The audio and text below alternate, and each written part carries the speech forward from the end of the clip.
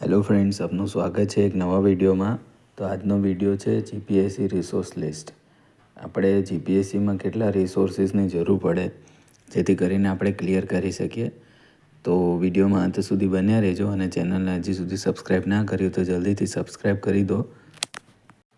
મિત્રો, આપણે જીપીએસસીમાં minimum two minimum resources રાખવાના છે. આપણે કંઈ બુક્સના થપ્પા નથી કરવાના.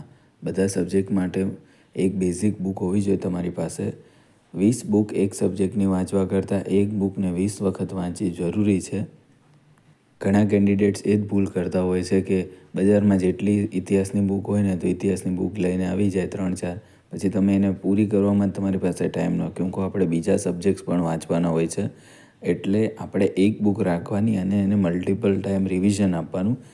જો તમે રિવિઝન સારું કર્યું હશે તો તમારી પ્રિલિમ્સ ક્લિયર થવાના ચાન્સીસ વધી જશે. મિત્રો, પ્રિલિમ પરીક્ષા માટેની બુક લિસ્ટનો મેં એક વિડીયો ઓલરેડી આપણી ચેનલ ઉપર બનાવી દીધો છે, તો તમે પ્લેલિસ્ટમાં જઈને તમને એ મળી જશે. અને મોટાભાગના વિદ્યાર્થીઓ જાણતા જ હશે કે કઈ બુક આપણે વાંચવી. છતાં પણ હું જે વિડીયો છે એને આ વિડીયોના અંતમાં હું મૂકી દઈશ, તો તમે ત્યાં જઈને પણ ચેક કરી શકો છો. છતાં પણ ક્વિકલી તમને હું કહી દઉં, હિસ્ટ્રી માટે આપણે તમે કોઈપણ પ્રકાશનની એક બુક લઈ શકો છો.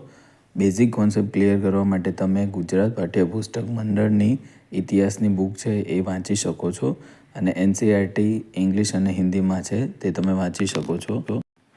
આર્ટ એન્ડ કલ્ચર માટે ભૈરવસિંહ શેખાવત અને હસુતાબેનની બુક આવે છે તે તમે રિફર કરી શકો છો.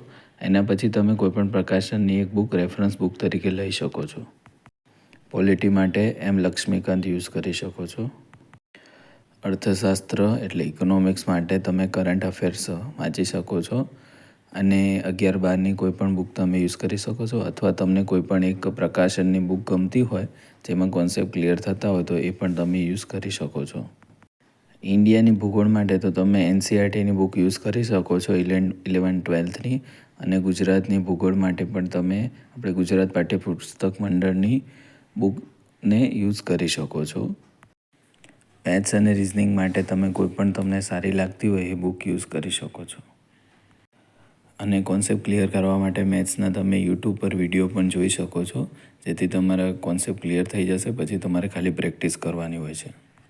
રિસોર્સિસ માટે જેમ મેં અગાઉ કીધું એમ, લેસ ઇઝ મોર. જેટલા ઓછા રિસોર્સિસ છે એટલા ઇનફ છે. આપણે ખાલી મલ્ટિપલ રિવિઝન ઉપર ધ્યાન આપવાનું છે. એક બુકને 20 વાર વાંચવાની છે, 20 બુકને એકવાર નથી વાંચવાની.